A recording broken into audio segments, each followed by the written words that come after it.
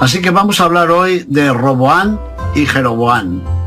Todos los catecismos incluyen una pregunta sobre el lugar que ocupa Dios en el mundo. Y quizá fuera más adecuado preguntar qué lugar ocupa el mundo en el plan de Dios. Porque donde esté Él, que es nuestro último tesoro, allí estará nuestro corazón. O si se prefiere, donde descanse nuestro corazón, allí habremos absolutizado nuestro tesoro. Allí habremos colocado a Dios, o sea, a nuestro Dios particular. No es extraño que los poderosos de todos los tiempos hayan intentado localizar a Dios, amarrarlo a un lugar. Siempre han pretendido definir a Dios, es decir, delimitar a Dios, apropiárselo a fin de cuentas, para que se convierta en la legitimación de sus intereses. Los poderosos caen con frecuencia en la tentación de servirse del Dios al que habrían de servir. Lo utilizan, pero eso vale de todos los poderosos, ya venga su poder de las armas, o de la política, o de las ideologías. ¿A qué viene esta larga introducción? Porque eso mismo es lo que ocurre con Roboán y Jeroboán. Ambos buscaban a Dios, cada uno por su camino, y su respectiva búsqueda de Dios pretende legitimar su cambio de arrogancia o de desgarro. Vamos a fijarnos primero en Roboán, o el camino de la arrogancia. El reino de su padre, Salomón, había sido esplendoroso, pero su esplendor se apoyaba sobre la opresión, sobre los tributos y el descontento. Roboán había sido educado entre deleites, pero demasiado lejos del pueblo. Había sido educado muy ajeno a los lamentos de la gente de la calle. La asamblea que se celebró en Siquem es su primer encuentro con el pueblo real. Y el pueblo, que iba a aclamarlo como rey, no hacía más que pedir un poco de justicia. Le pedían que mitigara un poco la dureza del gobierno de su padre y la carga de los tributos. Y seguramente hubiera bastado eso solamente para que el pueblo se le entregara sin condiciones, incluso afectuosamente. Pero Roboán se mostró como un arrogante. No escuchó la voz de los ancianos, es decir, la voz de la experiencia. Escuchó en cambio la voz de los jóvenes que se habían educado igual que él entre comodidades y entre deleites. Así que a las peticiones de los pueblos respondió de una forma ácida y arrogante, como la de todos aquellos que se emborrachan de poder. Así les contestó: un yugo pesado cargó mi padre, mas yo haré más pesado vuestro yugo. Mi padre os azotaba con azotes, pero yo os azotaré con escorpiones. Encontramos estas palabras en el primer libro de los Reyes, capítulo 12, verso 11. Y así lo hizo, y muy pronto.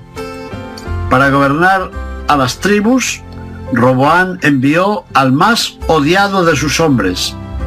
Se llamaba Adoram. Era recaudador de los impuestos y jefe de los trabajos forzados. ¿Cómo lo recibió el pueblo? Muy mal.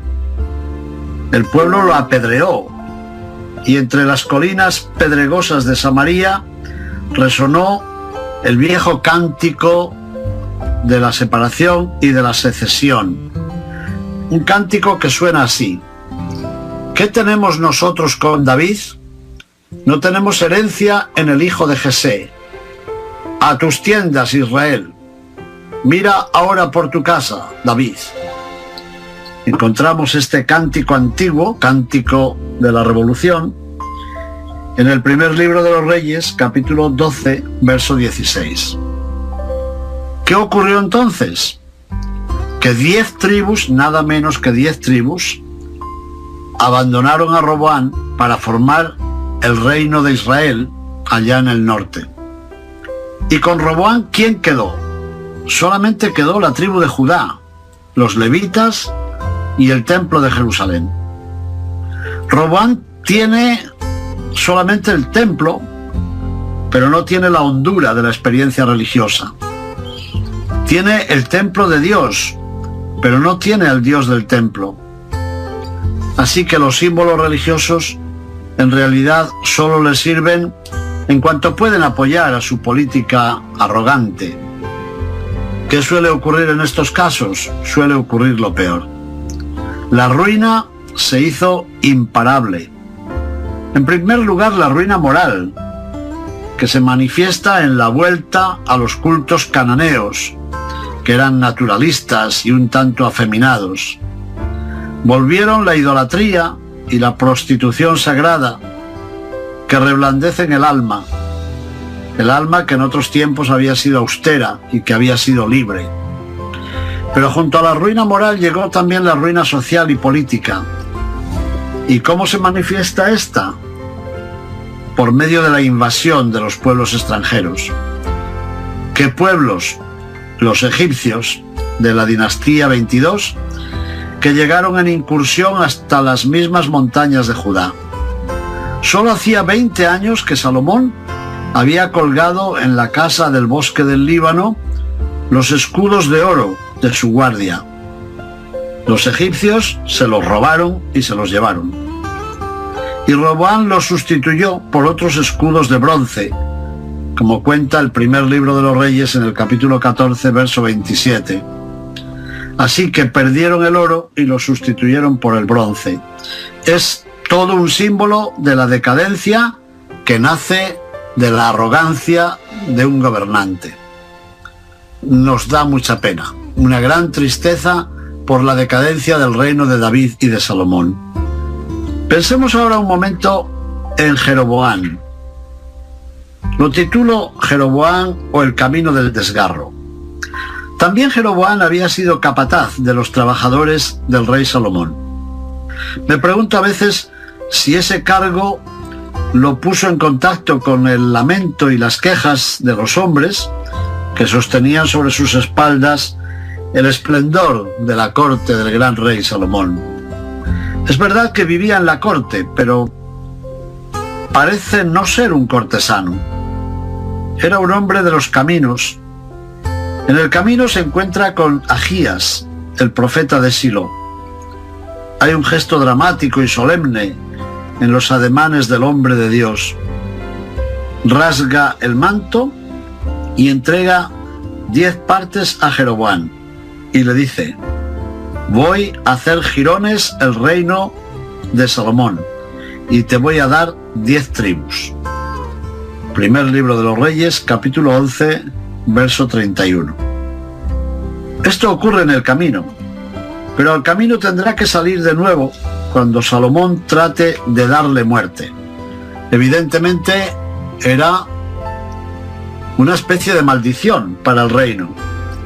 Había que acabar con él. Parece que tuvo que sufrir el exilio en Egipto, y el exilio pudo aclarar la visión de este antiguo capataz de los trabajos del rey. Allí debió de intuir que efectivamente aquel reino de esplendor estaba tocando a su fin. Y él, que había escapado de las iras del rey Salomón, volvió a su tierra a la hora del reparto del reino. Pero no hacía falta luchar. La insensatez del heredero ante la asamblea de Siquem, como acabamos de recordar, cuando Roboam se puso arrogante ante las gentes, aquello precipitó a las 10 tribus del norte en manos de ¿quién? Nada menos que del capataz de Salomón, de Jeroboam. Así que comienza allí una aventura política que había de durar 200 años. Con lo cual, Jeroboam, que había sido simplemente el capataz de los trabajos forzados de Salomón, se vio convertido de pronto en el rey del norte, en el rey de Israel. Y sin embargo algo falló en el proyecto. Jeroboam parece haber prestado atención a la primera parte del oráculo que decía: voy a hacer jirones el reino. Pero no se fijó en la segunda parte que decía: te voy a dar. Te voy a dar. Jeroboam olvida que el reino le ha sido dado, que no lo ha conquistado él. Olvida la gratuidad de aquel don, de aquel reino que se ha puesto en sus manos. Es decir, no es capaz de reconocer los caminos de Dios, aquel hombre que había vivido por los caminos. Tenemos, por tanto, una división, un cisma político, el reino del norte y el reino del sur. Pero bien pronto pareció que este cisma político exigía también el cisma religioso. Pensaron las gentes del norte que había que cortar el flujo de peregrinos que se dirigían hacia Jerusalén. Así que el rey Jeroboam presenta al Dios invisible bajo la imagen visible de los ídolos. Nuevos dioses en Betel y en la ciudad de Dan. Nuevos santuarios. Un nuevo sacerdocio ofrecido a quien lo solicite. Qué triste, ¿no? Así que ahí tenemos la política que se sirve de la religión. Vean el primer libro de los Reyes, capítulo 12, versos 26 al 33.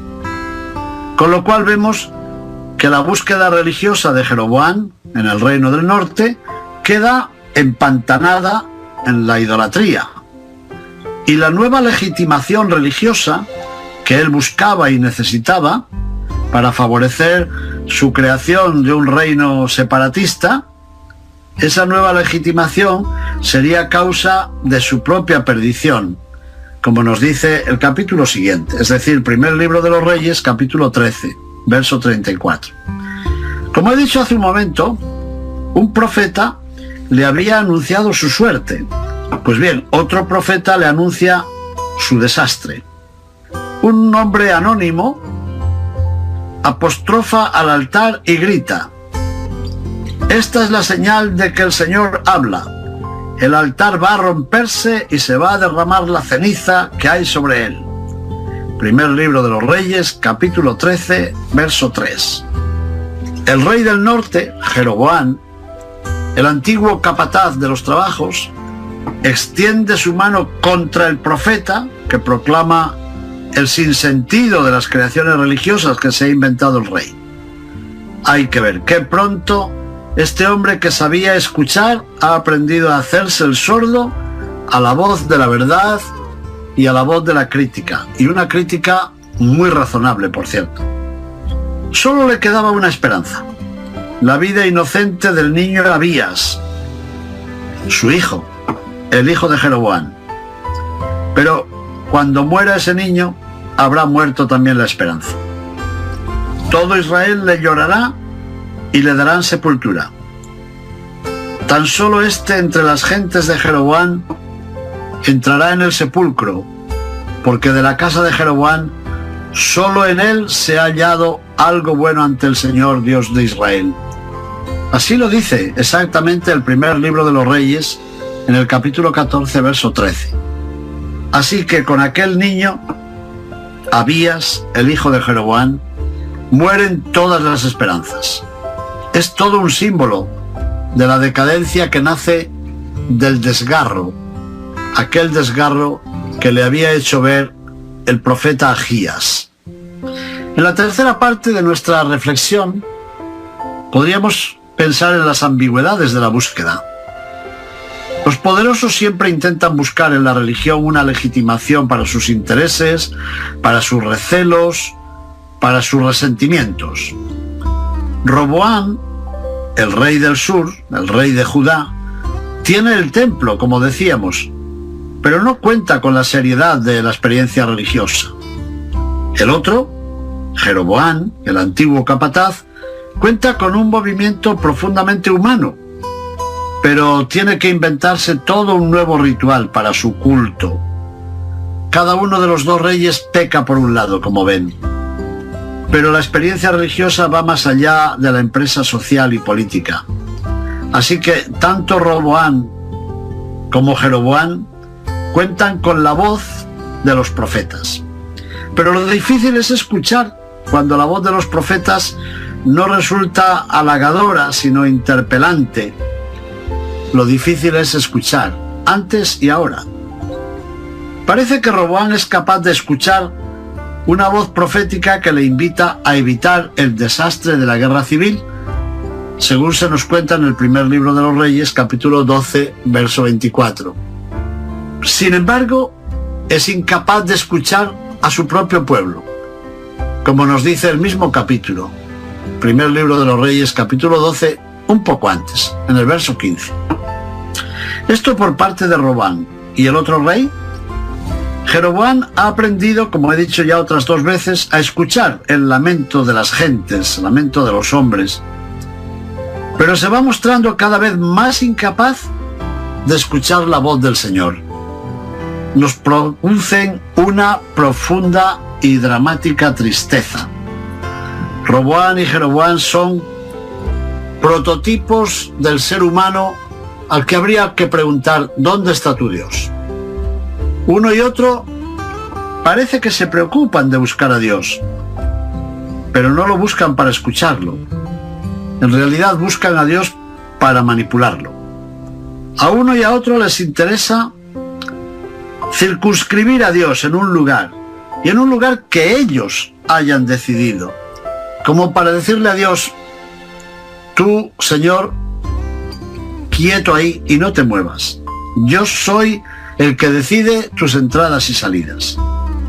Como vemos por la historia de estos 2 personajes, no basta con buscar a Dios. Hay que buscarlo como Él desea ser buscado. Hay que buscarlo con la grandeza generosa y humilde de quienes se niegan a monopolizar a Dios.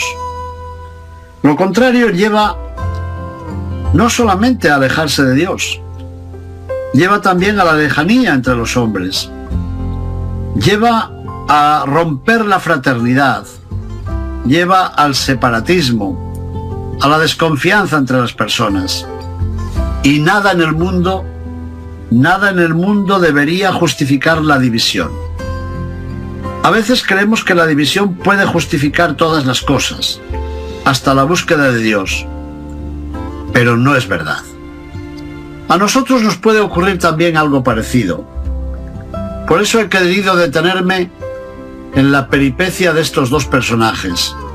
Roboam, el hijo de Salomón, que pecó de una terrible arrogancia, y Jeroboam, capataz de los trabajadores de Salomón, que pecó de irreligiosidad, de promover un cisma, de crearse un propio Dios para las tierras del norte.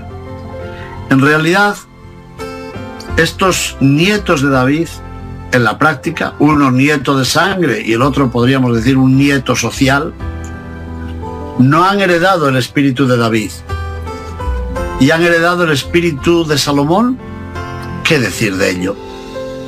Si Salomón también al final de su vida había caído en la irreligiosidad, en la idolatría, trayendo a tantas mujeres de los países de alrededor que traían a la tierra del Señor el culto a otras divinidades que no eran el Señor. Yo creo que esta lección deberíamos recordarla con frecuencia. No se olvida impunemente a Dios. Voy a decirlo de forma más sencilla. Quienes creen que pueden olvidar a Dios para que prospere su propio pueblo o para que ellos puedan prosperar, al final se encuentran con que no es verdad. Este camino es falso. Quien olvida a Dios terminará por olvidar también a los hijos de Dios. Quien olvida la religión olvidará también la solidaridad entre los hombres. Y si se olvida a Dios y se olvida a los hijos de Dios, ¿qué queda? Queda el yo subido en un trono y a veces subido también en un altar. El yo de los poderosos, el Dios de los orgullosos, el Dios de los altaneros es la misma persona. El yo y el Dios aquí se identifican. Y eso les ha pasado a Roboam y a Jeroboam. Repito, Roboam, hijo de Salomón, en su altanería desprecia al pueblo de Dios y a la larga desprecia también al Dios de su pueblo.